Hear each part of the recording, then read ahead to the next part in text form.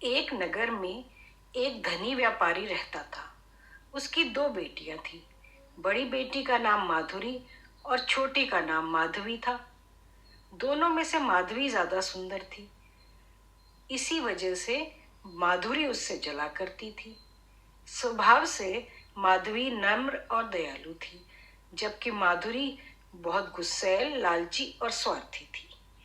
एक दिन व्यापारी को यह संदेश मिला कि उसके सामानों से लदे जहाज समुद्री तूफान के कारण समुद्र में डूब गए हैं। इससे उसे बहुत बड़ा नुकसान हुआ। उसका पूरा व्यवसाय ही बर्बाद हो गया।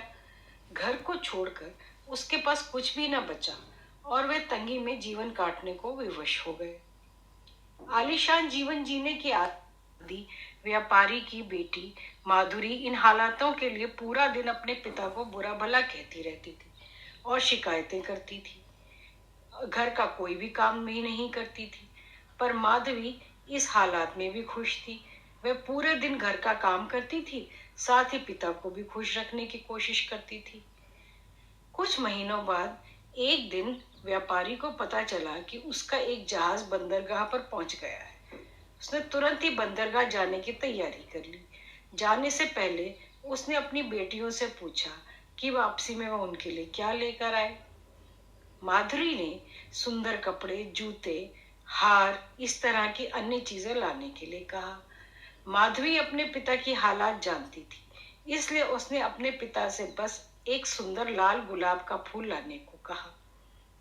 जब व्यापारी बंदरगाह पहुंचा तो उसने देखा कि उसके जहाज का पूरा सामान नष्ट हो चुका है। साथ ही जहाज भी टूट फूट गया है और अब किसी काम का ही नहीं रह गया। थका हारा निराश व्यापारी वापस घर की ओर लौटने लगा। रास्ते में एक घना भयानक जंगल पड़ता था। व्यापारी जल्दी से जल्दी उस जंगल को पार कर लेना चाहता था, लेकिन बीच में ही वह रास्ता भटक गया। ढूंढते ढूंढते रात हो गई, रास्ता ही नहीं मिला। रात हो गई तो आश्रय ढूंढने लगा, इधर उधर भटकने लगा। इस इतने में उसे उस भयानक जंगल में एक स्थान पर रोशनी दिखाई दी। जब पास पहुंचा तो उसे रोशनी से नहाया हुआ एक महल नजर आया। उम्मीद बंध गई कि रात गुजारने के लिए यहाँ आश्रय मिल सकता है। महल के दरवाजे के पास पहुंचा, देखा कि वह खुला हुआ है। उसने वहां आवाज लगाई, परंतु कोई भी बाहर नहीं आया। साहस बटोर कर वह अंदर चला गया। अंदर पहुंचकर उसने फिर से बुलाया, फिर भी कोई नहीं आया। वह महल बड़ा ही विचित्र था। पूरा महल रोशनी से जगमगा रहा था। खाने की टेबल लजीज पकवानों से सजी हुई थी, पर वहां कोई भी नहीं था। लंबी यात्रा के बाद व्यापारी को जोरों की भूख लग गई थी, इसलिए वह चुपचाप भोजन करने लगा। भोजन करने के बाद वह जिज्ञासावश महल में इधर उधर ढूंढने लगा। महल तो बहुत आलीशान था और हर कक्ष सुंदर रीति से सजे हुए थे। वह थका हुआ था, इसलिए एक कमरे में जाकर नरम बिस्तर पर सो गया। सुबह जब वह सोकर उठा तो बिस्तर के पास नए कपड़े दिखाई दिए। नहा धोकर उन कपड़ों को पहनकर वह तैयार हो गया। रवानगी करने के लिए तैयारी करने लगा। कमरे से बाहर निकला तो देखा टेबल पर नाश्ता लगा हुआ है। उसने नाश्ता किया और वापस जाने के लिए खुशी खुशी बाहर निकल आया। बाहर निकलते ही उसे एक खूबसूरत गुलाबों का बगीचा दिखाई दिया। गुलाब के अलग अलग रंगों के सुंदर फूल खिले हुए थे।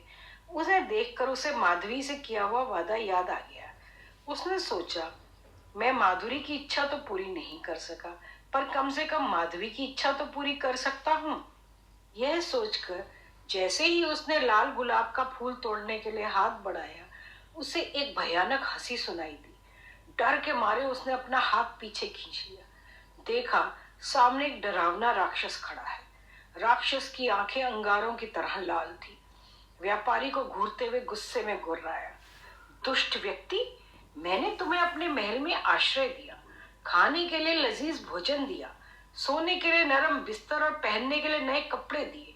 मेरे इन एहसानों के बदले मुझे धन्यवाद देने के बजाय तुम मेरे बगीचे से फूल चुरा रहे हो। कितने एहसान फरामोश हो तुम। अब मैं तुम्हें जीवित नहीं छोड़ूंगा। डर से कांपते हुआ वह व्यापारी राक्षस के पैरों पर गिर पड़ा और क्षमा मांगने लगा। मुझे क्षमा कर दो, मैं ये गुलाब का फूल अपने लिए नहीं तोड़ रहा था, बल्कि अपनी बेटी के लिए तोड़ रहा था, जिससे मैंने एक लाल गुलाब का फूल लाने का वादा किया था। मुझे मत मारो, तुम जैसा कहोगे मैं वैसा ही करूंगा। व्यापारी की याचना पर राक्षस बोला, ठीक है, मैं तुम्हें एक शर्त पर बख्श सकता हूँ। तुम अपनी उस बेटी को यहाँ मेरे पास लेकर आओगे जिसके लिए तुम मेरे बगीचे से फूल तोड़ रहे थे। डरे हुए व्यापारी ने उस समय अपनी जान बचाने के लिए राक्षस की बात मान ली और अपनी बेटी को उसके पास लाने का वादा कर वहां से निकल गया। जब घर पहुंचा तो आंखों से आंसू बह रहे थे। बहुत डरा हुआ था। पूछने पर उसने अपने साथ हुई पूरी घटना विस्तार से बता दी। पूरी बात सुनने के बाद माधवी बोली, पिताजी, आप चिंता मत कीजिए, आपकी जान बचाने के लिए मैं कुछ भी करूंगी। अपने वादे के अनुसार आप मुझे उस राक्षस में के महल में जाने की इजाजत दीजिए। तुम मुझे बहुत प्यार करती हो माधवी, ये मैं जानता हूँ, लेकिन मैं कितना स्वार्थी पिता कहलाऊंगा जो अपनी जान बचाने के लिए अपनी बेटी को उस राक्षस को सौंप देगा। व्यापारी रोते हुए बोला, पिताजी, आपकी जान बचाने का यही एक रास्ता है, हम कुछ भी नहीं कर सकते। आप मुझे उस राक्षस के महल में जाने की इजाजत दीजिए। दुखी मन से व्यापारी ने माधवी को राक्षस के महल में जाने की इजाजत दे दी। शुरू में माधवी उस राक्षस के भयानक रूप रंग को देखकर डर गई, पर उस राक्षस का माधवी के प्रति व्यवहार बहुत अच्छा था। उसने माधवी को ढेर सारे नए कपड़े और गहने दिए, बहुत ही सुंदर कमरे में रखा, बहुत ख्याल रखा। धीरे धीरे माधवी का डर खत्म हो गया। शुरू में राक्षस चुपचाप दूर से माधवी को देखा करता था, फिर धीरे धीरे उसने उससे बातें करनी शुरू की। माधवी को भी राक्षस से बात करना अच्छा लगने लगा। दिन गुजरते रहे और दोनों बहुत अच्छे दोस्त बन गए। राक्षस माधवी को चाहने लगा था, लेकिन अपनी बदसूरती के कारण उससे अपने मन की बात कहने से डरता था। फिर भी एक दिन उसने हिम्मत करके माधवी को अपने मन की बात बता दी और उसके सामने विवाह का प्रस्ताव रख दिया। इस प्रस्ताव पर माधवी आश्चर्य में पड़ गई। उसे समझ नहीं आया कि वह राक्षस को क्या उत्तर दे। सोच में पड़ गई, वह कैसे उस बदसूरत राक्षस से विवाह कर सकती थी।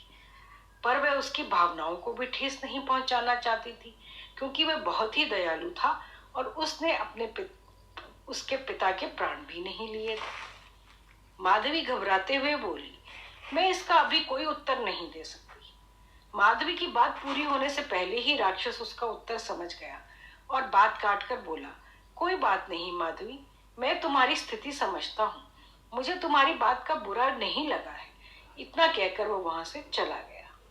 दिन गुजरते दोनों ने इस बारे में फिर कोई बात नहीं की। माधवी को वहां कोई तकलीफ नहीं थी, लेकिन वह अपने पिता और बहन को बहुत याद किया करती थी। ऐसे ही एक दिन वह उन्हें याद कर उदास बैठी हुई थी। तभी राक्षस वहां आया और उसकी उदासी का कारण पूछा। माधवी ने उसे बताया कि वह अपने परिवार को याद कर रही है। राक्षस माधवी का दुख समझ गया और उसे एक जादुई आईना दिया, जिससे वह जब चाहे अपने पिता और बहनों को देख सकती थी। माधवी उस आईने को पाकर बहुत खुश हुई। उसका जब भी मन करता वह अपने परिवार को देख लेती थी। एक दिन माधवी ने उस आईने में देखा कि उसके पिता बहुत बीमार हैं और मरने की कगार पर हैं। दुखी हो गई। उसने राक्षस से विनती की कि वह उसके पिता से मिलने के लिए उसे जाने दे। आखिरी बार उनसे मिलना चाहती थी। पता नहीं फिर कभी वह उन्हें देख पाए या ना। पहले तो राक्षस ने मना किया, लेकिन फिर माधवी के आंसू देखकर उसका मन पिघल गया और जाने की इजाजत दे दी। उसने माधवी से कहा, मैं तुम्हें अपने पिता के पास जाने की इजाजत तो देता हूँ, लेकिन शर्त यह है कि तुम्हें 7 दिन के भीतर मेरे पास वापस आना होगा, नहीं तो मैं तुम्हारी याद में मर ही जाऊंगा। माधवी ने राक्षस को वादा किया कि वह अपने पिता को देखकर 7 दिन में वापस लौट आएगी। राक्षस ने उसे एक अंगूठी दी और कहा कि जब वह अंगूठी अपनी उंगली से उतारेगी तो वापस इसी महल में होगी। माधवी ने वह अंगूठी पहन ली। अगले दिन जब वह सोकर उठी तो उसने खुद को अपने पिता के घर पर पाया। सीधे जाकर पिता से मिली। पिता माधवी को देखकर बहुत खुश हुआ। वास्तव में वो यह सोचकर ही बीमार पड़ गया था कि उसकी बेटी एक राक्षस की कैद में है।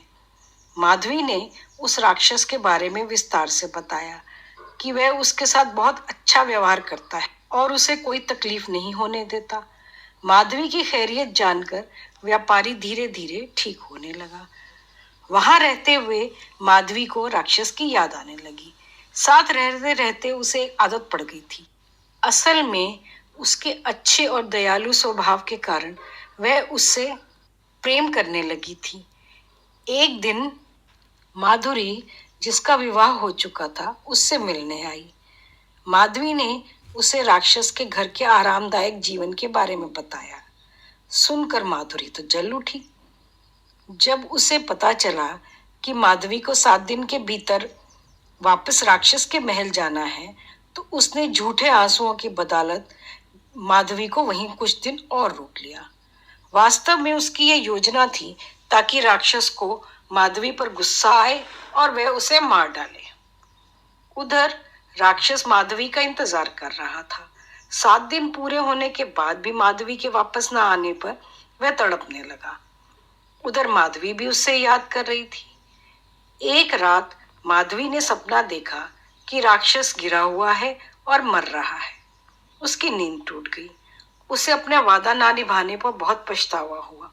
तुरंत ही अंगूठी निकाल ली और दूसरे दिन वह जब सोकर उठी तो वह राक्षस के महल में थी।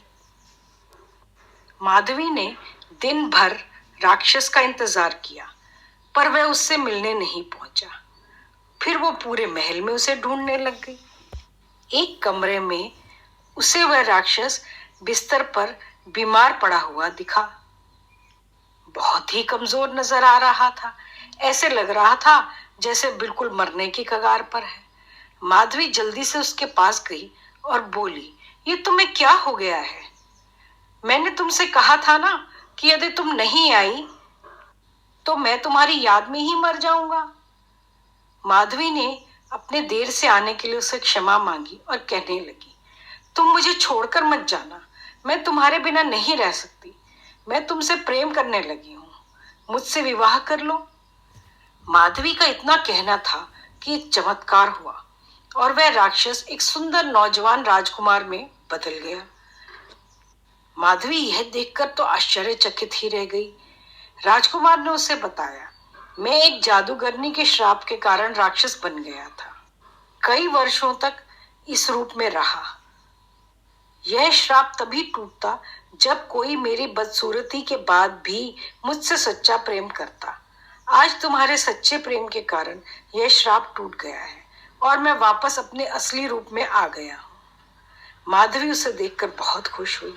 दोनों ने विवाह कर लिया और खुशी खुशी रहने लगे।